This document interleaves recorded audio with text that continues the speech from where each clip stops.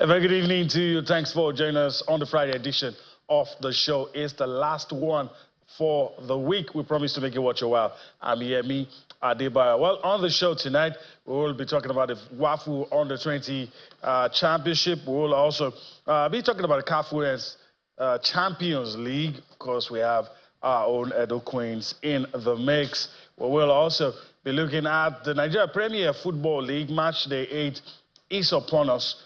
Okay, we'll take it further, take a look at the English Premier League. Of course, the English Premier League makes a return after the international weekend. We'll be listening to a host of managers talking about expectations in matches to be played over the weekend. That's the outlook of the show. As you already know, it's a two-man show. My colleague Austin Okonakman suited and ready. And of course, we're taking you on this ride across the money spinning world of sports. Okay, well, it does appear that it will be joining me as I go on. And the first thing we want to look at on the show today is to go straight into the CAF Women's Champions League. Our team, talking about the Edo Queens, now know their opponents, the ones they will be facing in this competition. And of course, since the competition has started, Nigerian teams don't seem to do too well. We're hoping it's going to be different this time out with Edo Queens. And some pictures on your screen of what they've been able to do in the earlier rounds of the Champions League. Of course, they're now in the main draw, all right? And we're hoping that these jubilant scenes that we're seeing when the girls played, also we will see all of that as well. All right, so let's just quickly start off, like I said, with the CAF Women's Champions League. We'll take a look at Group A and Group B. So I'm going to quickly turn my back to the screen and allow you to see, of course, what is on the screen, talking about the teams and the competition. Well, of course, I'll start with Group A. Group A has ASFA, it has TP Mazembe, and it has the University of Western Cape, and of course the team, Agnes, the other team as well there. You have Mamelodi Sundowns in Group B from South Africa, Tukamun from Egypt, Tutankhamun from Egypt. You have Commercial Bank of Ethiopia, that's CBE, and you have Edo Queens of Nigeria, all in Group B.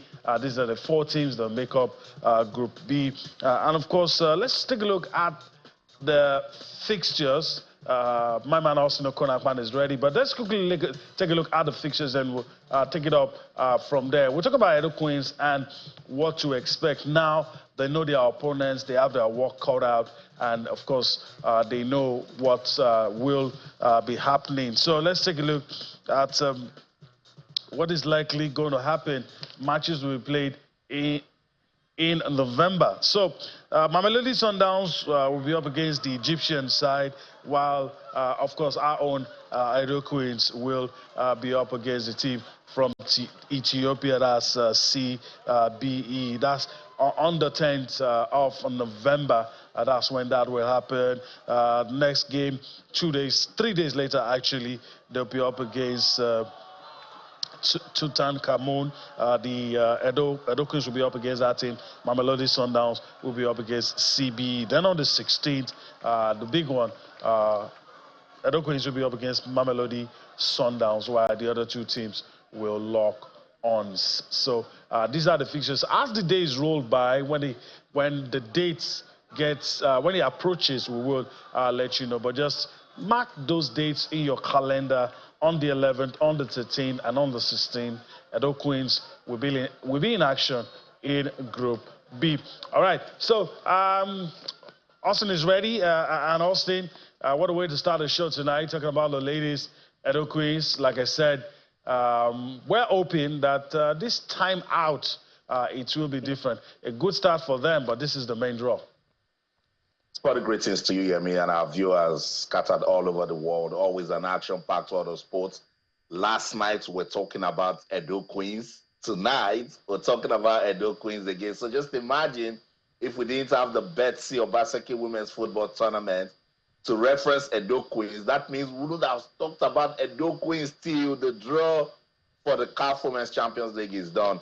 I saw that Group B and I said to myself, look, I think it's same or same. Aside what South Africa has done for women's football, Morocco, Zambia, I don't think other African teams, particularly with league football, have done so much for us to start panicking, particularly when you see countries from Egypt, Ethiopia, taking on clubs from Egypt and Ethiopia taking on our darling Edo Queens. Edo Queens with the vibes, after emerging champions of the Nigeria Women's Football League, and then we want to see them do at the Betsy Obaseki Women's Football Tournament, and what the Edo State government seems to be doing for women's football development. I think at this stage, there's nothing wrong with expecting, a bit of what has been invested as output. So I'm confident that Edo Queens can do something out of that group. You referenced it, that it's probably only Mamelodi Sundowns, that can shake them. But even at that level, at women's club football level, Mamelodi Sundowns doesn't really threaten. Edo Queens now, right after this Betsy Obaseki tournament, I think the CAF Women's Champions League will begin in November. Put them through proper conditioning now. Psychologically, let them be all right. Take care of their welfare. Get psychologists to come talk to them. Let them understand that, look, at this level, you're going out there to do it for club and country and also for your career. Ultimately, I think they'll be fine here. I mean, I like that CAF introduced this CAF Women's Champions League to get clubs in Africa to be serious, to see ways that we can, see some level of revenue from women's football in Africa. It doesn't command the same attention as the men, but there are potentials in there, and that's what Patrice Motsepe and his CAF team, they're trying to do with this competition. And for us, when we see a Nigerian representative, we don't have any choice than to wish them all the best, charge administrators to do the right thing, and then they go out there and make the country proud, Yemi. Yeah, so that's our expectation. All right, let's move on now and talk about something we touched up on yesterday, the Flying Eagles under-20 side, the men's under-20 side, of course, played in the WAFU U20 Championship against Burkina Faso, against, maybe we can call them the Junior Stallions of Burkina Faso. And at the end of the day, it wasn't a good day for Nigeria. Of course, the team lost by a lone goal to Burkina Faso. And, of course, our eyes are on this competition because, of course, on offer is a ticket to the main one, which is the under-20 AFCON. You don't get out of here, you don't get to the under-20 AFCON. And for those young lads, we know how it is in this part of the world. If you don't do well, nobody remembers you. Shouldn't be so. But that's where we are, and that's what they have to deal with. And I'm hoping for their careers, for the future of football, because it also matters if these guys do well, because that's the feeder team of the Super Eagles, so they have to do well. So I'm hoping they will be able to bounce back after these results. Your thoughts, Austin, is developmental, but we know what it is in this part. Is beyond the game. The livelihood and everything, a lot is online for these boys, and I hope they'll be able to turn things around. I hope so too, but we need to also question administrators. This is developmental. We cannot take it away from that. Yes, it can be argued that at under 20, some players have already, blossomed. Some are already doing big things. The likes of Foden, Saka, before they got into 20, we were already talking about them. But we know. And I mentioned the problem yesterday, and I'm not shy of mentioning it till we do the right things. We do not know how to build. We only just prepare for competitions. We love tournaments. That's because we know we can go there and do wuru-wuru to the answer and play 5, 6, 7 games. You are either in the final or you're winning the competition. But that doesn't solve anything, because it is what you sow, you reap. If you're not building, if you're not sowing, then don't get ready for any harvest, and that's the story of age grade football in Nigeria in the last 5 years. Even the under 17 that we used to bust, where are we with that now? The under 20, tell me the last time we got a proper young talent from under 17 went to under 20, and then we started talking about our talent till now that our talent is in the Super Eagles. Tell me, none. It's been crazy. It means we've not been producing. So we need to go back and, you know, back to the basics. Find a way to study what we did back in the days. You know, just because we don't keep models and because we don't have structures and because there are no systems. So the problems are enormous. I totally agree with you. When these guys don't win, some people even look at them and hiss and look at these ones that we're trying to use to make money. They could even win tournament for us. But no, you can't give what you do not have. At this stage, these guys are still raw. Their talent needs to be refined. It's a lot of investment. It's a lot of long-term planning. It's a lot of deliberate planning, you know, backed up with proper intentions. You cannot cheat your way to the top. You must work. Smart and hard work, Nigeria. You know, I keep saying this. Look at Lamine Yamal and Nico Williams. You can tell they are babies, but look at the kind of football they are playing now, you know. So it's a friendly game against Burkina Faso. Let's look at the lessons in it and see ways that this team can improve. Ultimately, we want them to go to the WAFU big tournament and do well and go to the main AFCON. But even if they don't do well, that's an opportunity for you to sit back, bring out your lessons learned document, and tick what you did right, and also tick what you did wrong. Those things you tick that you did wrong, go and take a proper look at them, and you will realize that that's what we've been doing wrong, inclusive, I think, the last 10 years. And until we change it, we'll still keep getting, you know, the same results. I'm excited about the prospects I see in under 17 for the women, under 20 for the women, and that's good progression because we know that they will grow. But for the men, because it's just so much pressure, if it's not for them to go and play in the Super Eagles, one agent wants them to quickly just play national team football so they can go abroad. You are stressing them. It's one step at a time, and everybody should be real with themselves, Yemi. Let under 20 be under 20. Under 17 is under 17. And then that's the only way you're going to grow. Yeah, there's nothing to add to what you have said. I hope the administrators are listening. Success is predictable if you do the right things and keep doing them. And if you're failing, you shouldn't be repeating what you are doing. Let's leave it at that. Let's move on the show now. Talk about the Nigeria Premier Football League. Let's preview match day 8. What to expect. Sunday and Monday, the matches to be played. And it's hotting up, really. So let's just quickly take a look at it now. Of course, it's going to come up on your screen. We're going to see matches. I thought we were going to see that, but I'm very sure it's going to come up quickly. Okay, so we're going to do that. We'll, you know, look at the fixtures later on, but skip it for now and move on. But of course, there'll be some things to talk about later on with regards the Nigeria Premier Football League. And so let's, because we have time, let's take some things from the English Premier League. There's a lot to talk about for the English Premier League. Football returns now. So I'll turn again. Look at the English Premier League fixtures for tomorrow. Tottenham Hotspur will take on West Ham. Fulham will take on Aston Villa. Ipswich Town takes on Everton. Manchester United will be up against Brentford. Interesting matches to be played in the English Premier League. Let's look at other matches to be played. This one's for Saturday. Newcastle United. Eddie Howe, the manager, has been a lot of talk about him going to the Three Lions, but now Thomas Tuchel is in there, so it will focus on his job. He'll be up against Brighton. Brighton also have a young manager. Southampton parades a few Nigerians who take on Leicester City, who also have Wilfred Inidi on their books. Then, of course, Bournemouth will take on Arsenal. The coach has told everybody that cares to listen, Bukayo Saka's injury is not as serious as feared.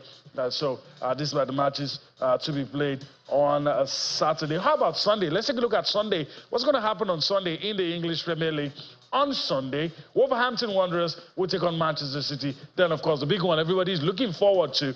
It used to be big back in those days. The reputation of this fixture, not like what it used to be, the hype not around it, but it's still a big game any day. Liverpool and Chelsea on Sunday. The footballing world will be looking at those two teams in different stages of their progression. One, coming back into things with their legendary manager going, and the other building. All right. So, Austin, this is looking very interesting.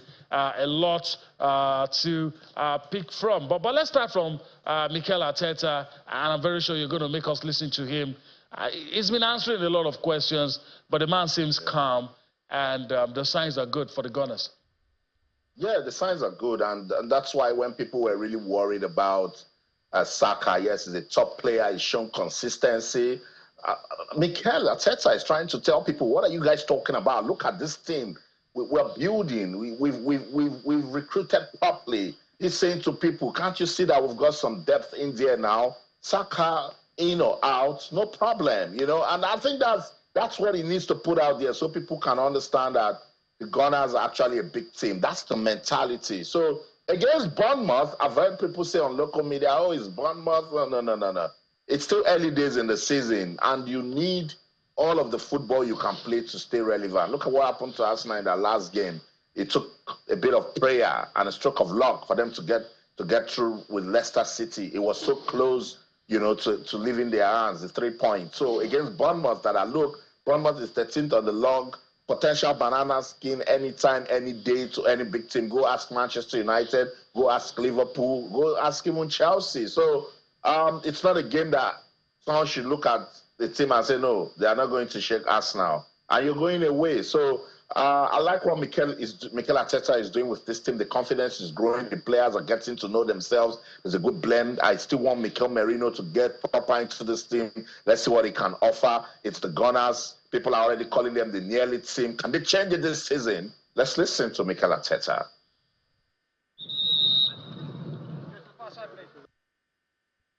Well, I think he's not going to be fit for this game.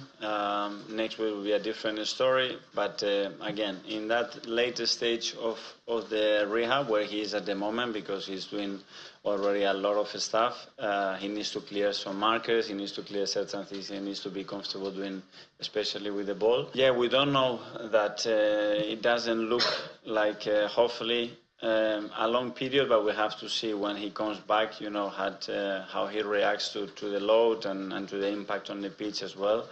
But yeah, we really need him. He's been incredible. He's worked right the amount of hours that he's put in to get back. He did it, and he was in great shape, and now he's got something else again. But we are all behind him. He needs our support, and hopefully he will be fine. That's right, Mikel Arteta giving Arsenal fans all of the assurances that they need. But, come on. When you look at Arsenal this season, yes, you cannot take away the contributions of Bukayo Saka, but this Arsenal team is good enough to go on without Saka. Yeah, I agree. They're good to get results. They've been doing that without Martin Odegaard, the captain, inspirational captain. Mikel Arteta has also told people that, look, it will be back very soon. He's already doing a few things in training, and hopefully it will be back. So the squad has depth, and some of the things that used to be a problem in the past don't seem to be a problem. But unfortunately, they're competing against Manchester City, who has raised the bar so high. You have to be exceptional to be able to catch up with Manchester City. Well, it's time to go on a break. And, of course, when we return from that break, Kwame Akede will join us. We will also still be looking at the English Premier League, a lot to talk about. And, of course, Rafael Nadal is in the news. We're going to get to see Nadal professionally, maybe just one more time. Then it will be bye-bye for him. All right, we'll go on a break, and we'll return for more Sports Night. Hi, welcome back. Kwame Akede has joined us. He braved the odds to be here. We appreciate it for that. Greetings, Kwame. Thanks for joining us. And you met us while we're talking about Mikel Arteta, and you say, look, there's no cause for alarm or calm. Things are not as bad as feared, and is looking forward to Arsenal's game against Bournemouth. It's tough. I mean, just like you said, Manchester City had raised the bar so high that, you have to just be at your top level to compete, not talk of even winning the title. I mean, for a team that are winning 4 times in a bounce is a whole lot. But you look at Arsenal, and then you look at the fact that the season before the last, it was 4-point gap. Last season, it was 2 points. I mean, there are games you can pick and say, okay, the loss against Aston Villa, the loss against Fulham before Christmas, maybe those were games that Arsenal should have done better on. But you look at their form away from home, 11 games, 9 wins, 2 draws, unbeaten in 11 away games. Now they travel to Bournemouth again tomorrow evening. I think Arteta has changed the mentality of how Arsenal plays at the moment. The balance of the side, Odegaard was out playing for Norway. A lot of people thought the team was going to struggle. They were able to pick out results. Against Brighton, with a red card, they still got a draw. Against Man City, away at Etihad Stadium with a red card, they almost won the game. I think the mentality has changed, and you could see it in the reaction of the players. When they go behind, they equalize as quick as they can. If they score before you, just go and sleep. You see now they get a win or a draw. So I understand where Arteta is coming from. I think, yeah, maybe Kai Havertz are not exactly giving them the 30 goals or 25 goals per season striker, but for a team that scored the highest number of goals last season, shared among the players, you look at Saka, you look at maybe Martinelli also coming in and out of the side. You look at Leandro Trossard, he's been solid as well. I think the team is good. If they could just, just get like that out-and-out striker in January, we don't know how far they can go. They're still unbeaten so far this season. They played Manchester City. They played Chelsea, Man U within the space of 6 weeks. Those are games that will define how their season will go. Litmus test. But I think they're on the right track. All right. I don't know if the motivation is still there for Man City, but I know that any slip of Man City, Arsenal will be there to pound on it, and you never can tell where the season could go this season. All right, you never can tell what could happen. A lot of the fans of the Gunners will want this to be that season because the highs and the lows can be very painful. All right, let's talk about Liverpool. And I'm very sure Austin will be very eager to talk about Liverpool. Arne Slot is doing saying, look, calm down with the judgments and comparisons. Let's take things easy. Let's give me some time before you begin to talk about what's different and the level the team is playing on. And I don't know, Austin, what's your thought about what Arne Slot is saying? It's like, just leave us alone and give us some time before you start making judgments. But unfortunately, a big club like Liverpool, people will talk.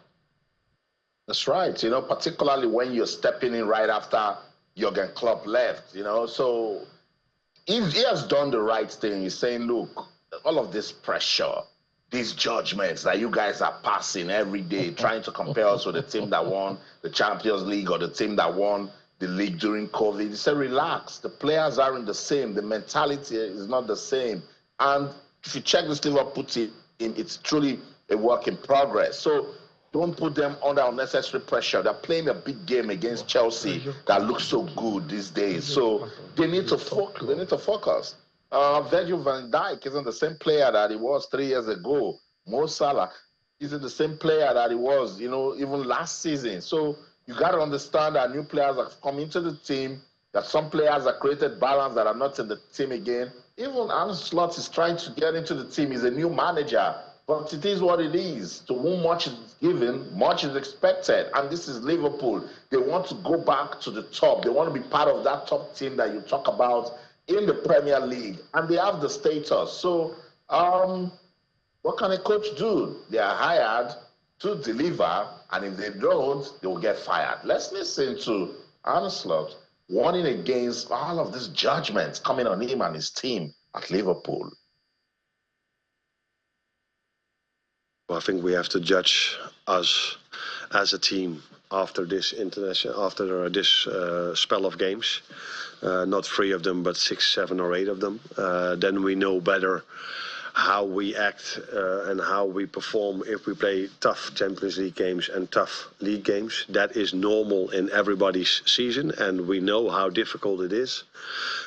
We've seen that ourselves 2 years ago when we played Champions League. We've seen this last season with Manchester United, and the only ones who showed that they can perform Champions League and in the league are City and Arsenal in the last 2 seasons. So now it's up to us, but I don't think it's fair to judge us after a week. Even though if we do really well, wouldn't be fair. But if the best way to judge us is in 4 weeks. I think it's unfair too, give them some time. Liverpool hasn't been bad, even with Jurgen Klopp last season, they were able to, I think got about 86 points, finished 3rd on the log. There's a new manager now. Liverpool are on top of the league table. I understand that clubs, fans, the board, the media, they want everybody to just win. But I think Slot has got a good point. This is unnecessary pressure. Give us some time. And then when you have enough details to criticize us, do it constructively. Do you agree? I kind of want to disagree a bit. And this is why. Liverpool is a top club, one of the most successful clubs in world football. They've got fans, a fan base that is absolutely demanding. I think the Anfield Arena is one of the most difficult places you want to go play football, whether on a Champions League night, on a Premier League early kickoff. It is not a place you want to go. So the fans have tasted blood. Blood here means glory. They've tasted Champions League. They've won their first Premier League in like 30 years after they've had great players that couldn't win it for them. So they want more. And if you look at what Jurgen Klopp gave them in the 7 seasons or so that I was with them, they had Champions League, they had Premier League. They were so close to the Premier League twice until they eventually won it. Big players had come through. They've left. Mohamed Salah, Sadio Mane, Roberto Firmino. These are players that have come through. So the fans have gotten accustomed to winning. It is only normal for them to ask for more. You can't tell me Jurgen Klopp took me to this level and then I'm supposed to be comfortable with Slot bringing me down. And he has started well. Apart from the Nottingham Forest game they lost at Anfield, they've had good results. They're topping the league table this season. But their next run of fixtures will be a massive litmus test for them. In that period, they play Bayern Leverkusen, they play RB Leipzig, they play Arsenal, they play Chelsea on Sunday, they play Brighton. They play really tricky games in those fixtures. I think after then, we can sit back and say, hey, is slotting in properly? Let's see how it goes. But you can't blame the fans for wanting more than me. They've tasted glory and they've loved it. I like the play on words. It's slotting in perfectly. The next month, we will know. Austin, for the sake of balance, Maresca, the coach of Chelsea, things seem to be going on well for Chelsea. But then again, it's still a huge test for Chelsea as well, even in their rebuilding process, because a loss might be a reality check, then a win might be what will boost the supporters and say we're ready. But it's like ice. You can just break and you start picking the pieces. Yeah, I mean, it's only week 8, and I don't know why people are so carried away. Like, we do not know how football can just, just change when you least expect it to. I like what Maresca is doing with Chelsea. It's about time. They do not deserve the humiliation that they've been through, I think, in the last 2 years, same as Manchester United. But I think when I hear Chelsea fans speak these days, when I listen to the radio or read from, the dailies, I'm like trying to tell everyone, just relax. It's just week 8. There's so much games to be played, There's a lot that will happen. Injuries will come. Setbacks will come, So let's just understand that this isn't the time to start thinking about harvesting, what has been planted. But I understand where Chelsea fans are coming from, the board, even Maresca and the players. They like this new form they're enjoying. Can they sustain the momentum? I think Liverpool is a fantastic test for them. How they handle that game on Sunday, we say if Chelsea is really ready to go all the way this season. Let's listen to Enzo Maresca on the show tonight. We're going to approach the game not thinking where we are. We're going to approach the game trying to prepare the game in the best way. And as I said, try to get points there.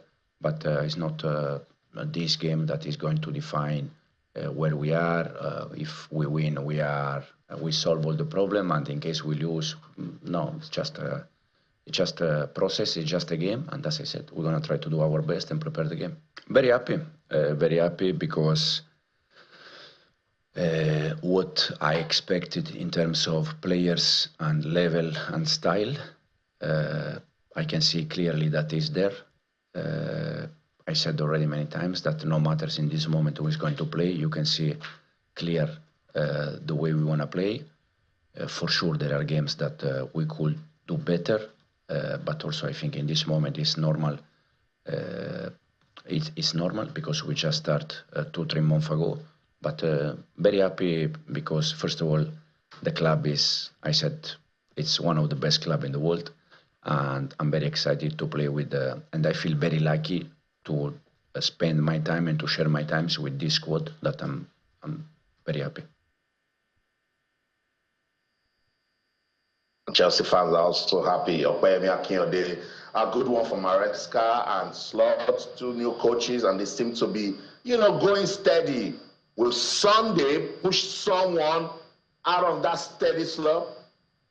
I mean, I like the fact that Slot have been playing around tonight, and I understand that. But I think one unique thing about Enzo Maresca is the fact that he didn't come with a lot of expectations. Yeah. Unlike when Thomas Tuchel came up on board, he was coming from PSG. When Frank Lampard came in, he was arguably the biggest player in the history of Chelsea, an former Chelsea player. Even Pochettino as well. When Pochettino came in, there were expectations. PSG, Tottenham Hotspur, you expect him to have that balance. But apart from what Maresca did with Leicester City, a lot of people didn't know who he was coming through the ranks. And I remember I watched his first interview at the start of the season, and he said, hey, the league is between Arsenal and Man City. Chelsea is not competing. The goal is to make it into the top 4. I think it was just being modest.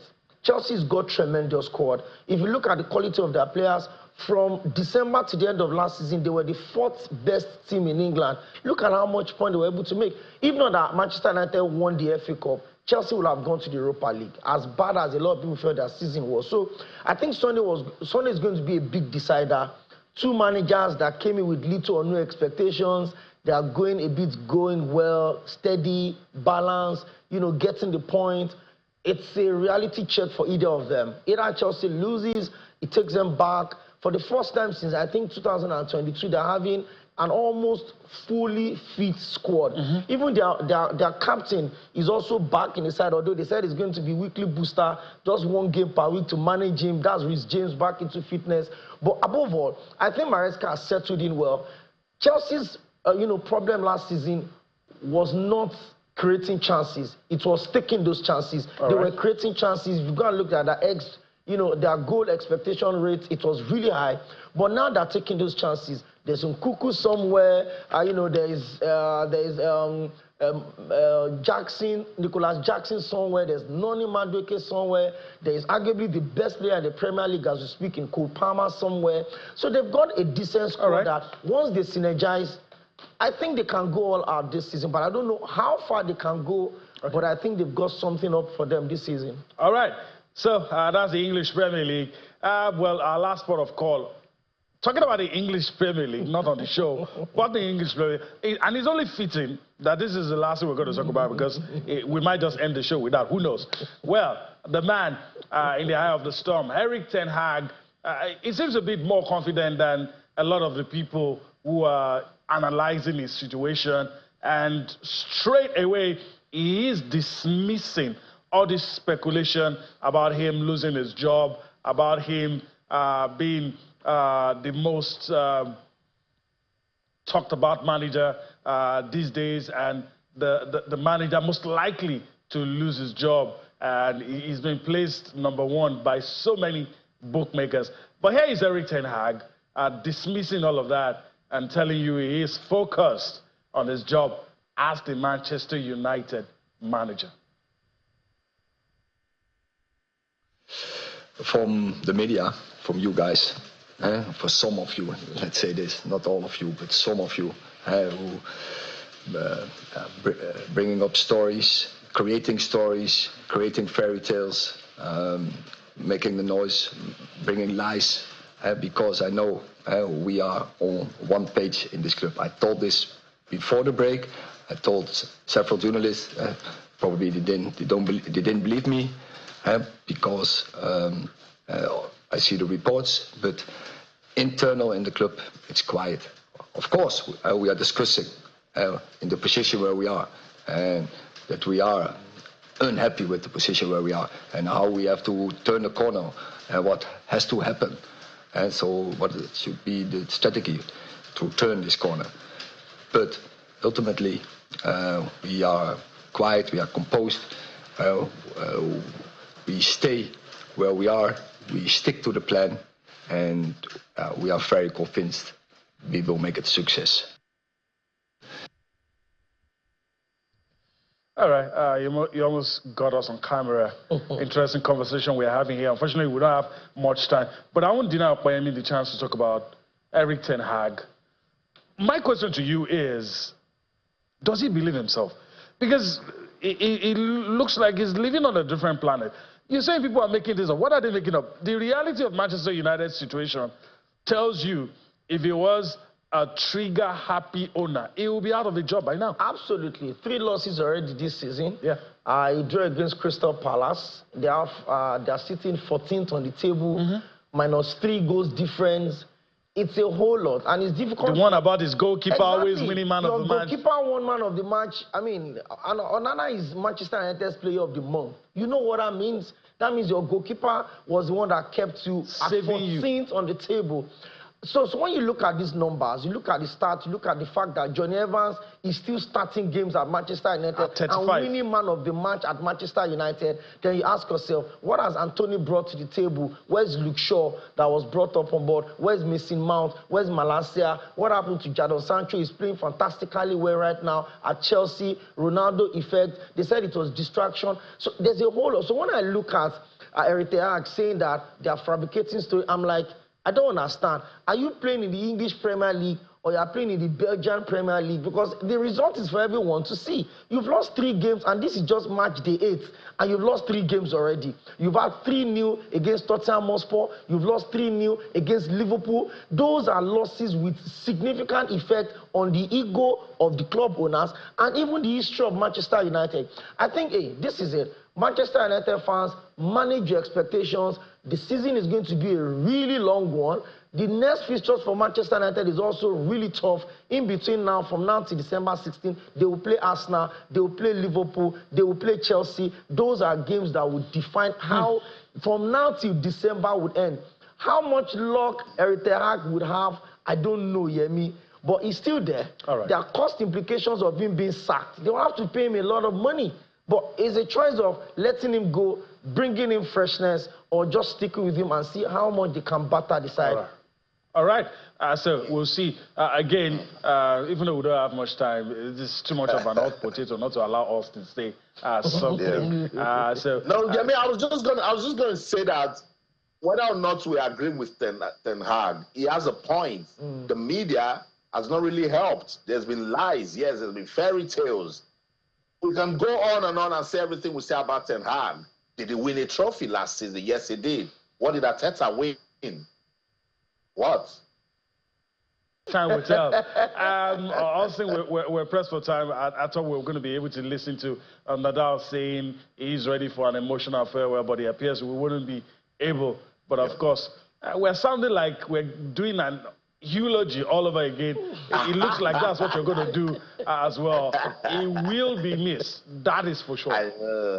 I know. I mean, you remember I said it on the show the first time, you know, when he announced that he's going to quit tennis. And look, we can't talk about tennis without mentioning Nadal, I think, in the last 20 years, you know, because of what he has given to us, the memories, the style he brought into the game, the power play, what he made of clay. He was just a fantastic guy all through, and he will be missed. It will definitely be an emotional Davis Cup for him because he loves the competition. They also love him out there. And for you to come out and then look at yourself and say, so I'm not going to come out to this applaud. I'm not going to come out to this roar from the fans when I do the things I do. We'll definitely miss Rafael Nadal. Top class athlete all day, every day. What a story. You know, it makes me just wonder how the world will take it the day either Cristiano Ronaldo or Lionel Messi will announce their retirement from football. That's the show. In London, I'm Austin O'Connor, and in everything you do, remember, keep talking sports. Bye for now. All right. It's a wrap here in Lagos as well, but I want to thank Okwemi for his time on the show today. Hopefully we'll do this again some other time. Absolutely, and enjoy the rest of your weekend. There's so much to look out for this weekend, Yemi. Sure, a lot to look at for over the weekend, but we're going to leave you with highlights from baseball, Major League Baseball highlights. We bid you to enjoy your weekend. This is the last edition of the show for the week. You see us again next week. I'm Amy Adebayo. Bye-bye now.